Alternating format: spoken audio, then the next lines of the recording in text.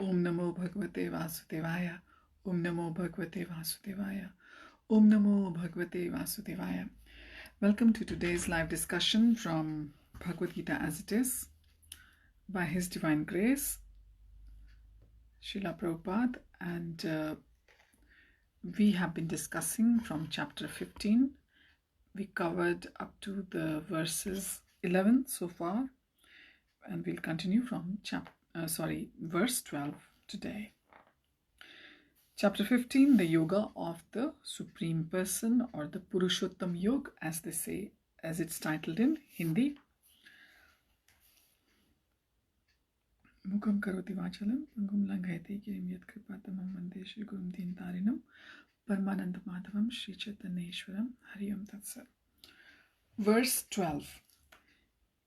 Yadaditya gatam tejo jagat bhasyate akhilam Yachandramasi yachagnau tattejo vidhi mamakam. The splendor of the sun which dissipates the darkness of this whole world comes from me, and the splendor of the moon and the splendor of the fire are also from me. Verse 13. Gama vishaya cha bhutani dharyamya hamojasa pushrami choshadhi sarva somo bhutva rasatmakaha. I enter into each planet, and by my energy they stay in orbit. I become the moon and thereby supply the juice of life to all vegetables. Verse 14. Aham vaishvanaro bhutva praninam dehamashritaha pranapana samayuktaha pachamyan annam chaturvidham.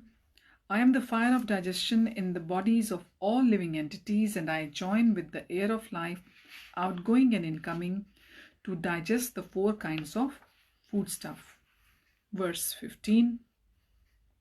Sarvasya chaham hridhi sannivishto mattah smriti rigyanam pohanam cha vedeshcha sarvairahameva vedyo vedanta krid ved videv chaham.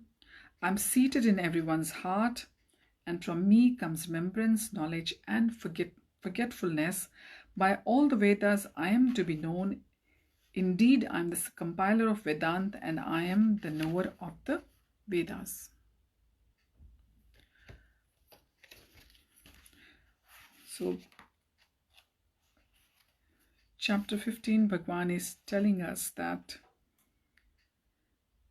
by detachment from the upside down banyan tree, as it was given in the first verse of this chapter, that is the only way we'll be able to get away from the bondage to this material world, and also will get away from the transmigration from one species of life to the another. And now from verses 12 to 15, Bhagwan is telling us that how Lord is assisting, our Lord is helping us in our material existence and our spiritual endeavor. Because, of course, we have known by now that we are not this body, we are the soul, and everything what is there in this world, or any little quality which we have, it's all coming from Lord. And how our bodies, they are working, it's like a clockwork machine, isn't it? Running on autopilot. We don't even know what's going on inside our bodies. So who is assisting this? Assisting all these different processes. It's the Lord. So let us begin discussing. Verse 12, Bhagwan is saying that the splendor of the sun which dissipates the darkness of this whole world comes from him, and the splendor of the moon and the splendor of the fire are also coming from God. We know that we cannot live without the light, the heat, we are made of these 5 elements. So, of course, we need the heat and light. But where is it coming from? It's coming from the Lord. Lord is telling us that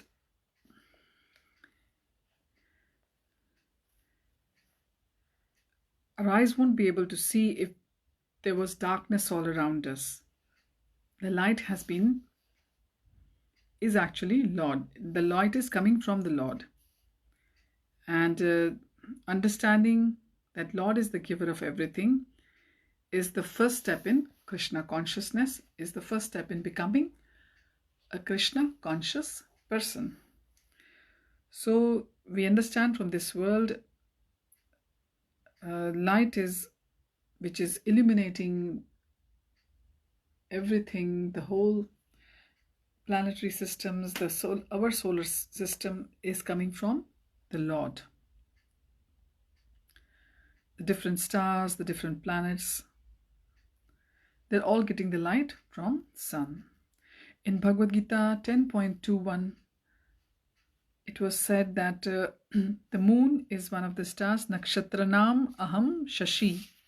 Bhagwan said that among the stars I am moon.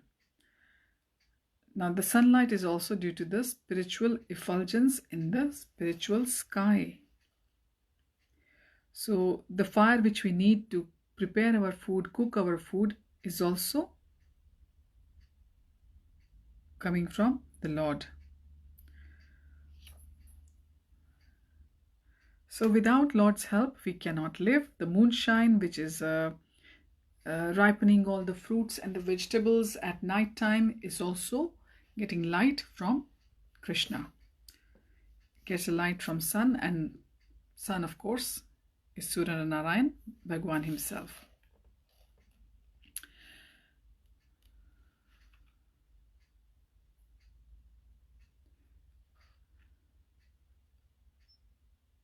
Even by accepting the presence of Lord in everything around us can be the beginning of Krishna consciousness for a person. Verse 13 is telling us that the earth has been kind of designed for our existence so that we can live here by the Lord. Bhagwan says, I enter into each planet and by my energy they stay in orbit. I become the moon and thereby supply the juice of life to all vegetables. So all the planets are floating in the air. How? It's only by the Lord's arrangement. It's all the energy of the Lord which is helping to make that happen. And this is discussed in Brahma Samhita also, that the one plenary portion of Supreme Personality of Godhead, Paramatma, enters into the planets, the universe, the living entity, and even into the atoms. So because Bhagwan has entered everything, that's why everything is manifested, everything comes into being. So the analogy of a floating person Prabhupada has given in this purport of this verse 13, that until a person has got the consciousness, he or she is able to float in the water. But when the consciousness is gone, that same body cannot float, it sinks in the water.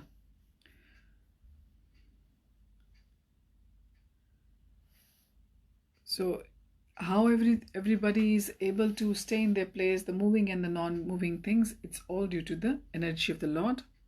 Yes, we can see gravitational force here, but where is the gravitational force coming from? It is also Bhagwan's energy. Bhagwan has given that energy to the earth.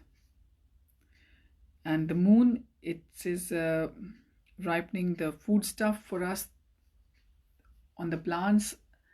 In the night time, they get ripened with the moonshine, the moonlight. And if it wasn't for the moonlight, the fruits and vegetables would not taste so palatable. And also we are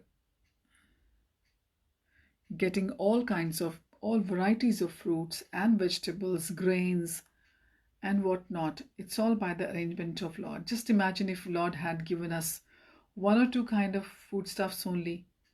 Our life wouldn't have been same, but Lord has, because we are a species of higher intelligence, so Lord has provided much more complex stuff to enjoy in the nature as well. So rasatmakaha,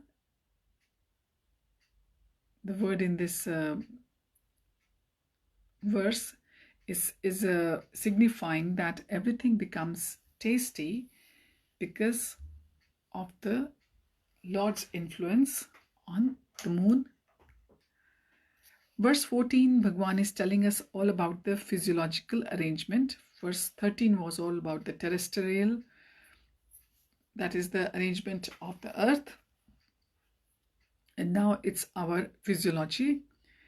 Bhagwan says, I am the fire of digestion in the bodies of all living entities, and I join with the air of life, outgoing and incoming, to digest the four kinds of foodstuffs. So we know that through science and through Ayurveda that there is a fire in our stomach, in our bellies, which digests all the food. And who is that fire? That fire, when it is not working properly, we don't feel hungry. And who is that fire? That is the Lord himself. In the Vedic mantras, for example, in Brihad Aranyaka Upanishad 5.9.1 also confirms that Supreme Lord Brahman is situated in the form of fire within the stomach and is digesting all kinds of foodstuffs. Ayam Agnir Vaishnavaro Yo Aham Antah Purushe Yenedam Annam Pachyate. Therefore, since Lord is helping the digestion of all the foodstuff, so we cannot say that we are able to enjoy everything independently. We cannot even get hold of the foodstuff without the mercy of the Lord. Okay, for example, you got some food from somewhere, you ate it, but unless it is digested, you won't be able to enjoy it. In Vedanta Sutra 1.2.27, it is also confirmed, Shabda Dibhyo Antah Pratishthanat Cha. The Lord is situated within sound and within the body, within the air, and even within the stomach as digestive force. So all the four kinds of different foods are swallowed, some are chewed, some are licked, and some are sucked. And for all of them to be digested, Lord is the digestive force within our stomachs. So verse 15 is telling us about the spiritual arrangement.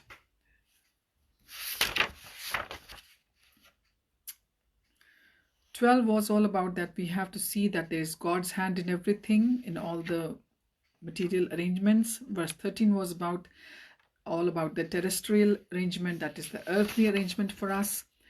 14 was all about the physiological arrangement, the arrangement of our body, how God has designed it so that we can live. And verse 15 is all about the spiritual arrangement. Bhagwan is saying that I am seated in everyone's heart, and from me come remembrance, knowledge, and forgetfulness.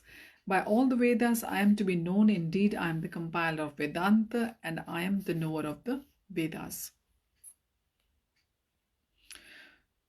We know Vyasadeva is the compiler of everything, and we should know that Vyasadeva is Krishna himself. Lord is situated in all of our hearts as Paramatma, and from him all the activities are started. And when we come to this life, when we come to a new life, we forget all the past activities of our past life, and according to the direction of Supreme Lord, who is the witness to all the work of our souls, Lord is there within us as Paramatma. He just witnesses everything, all our activities, and He gives us the memory, and He gives us the forgetfulness. And thank the Lord that we forget about the past lives, otherwise we'll be just so worked up in our heads. We won't be able to survive, we won't be able to get on in this life. And God watches our activities, and God rewards us according to our activities as well. And Lord is also in the form of Vedas as well. Vedas give the right directions to the people so they can get knowledge from them and mold their lives and go back to the Godhead, which is our real home. Vyasadeva is the compiler of the Vedanta Sutra. Srimad Bhagavatam gives us the real understanding of the Vedanta Sutra. And Lord is always ready to deliver, to liberate all the conditioned souls. All we have to do is we have to start surrendering ourselves, get our souls surrendered to Him and serve Him.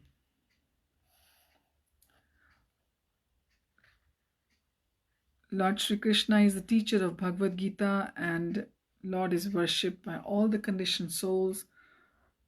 So God is very merciful and very benevolent to all of us. Antah pravishtaha shashta jnanam. The living entity forgets as soon as he quits his present body, but he begins his work again, initiated by the Supreme Lord. We do forget from our last lives, but when the new life begins, God gives us the intelligence to renew our work. For example, when we say that the bhakti is never lost from last lives, it is carried on as soon as the mercy of Lord comes to you.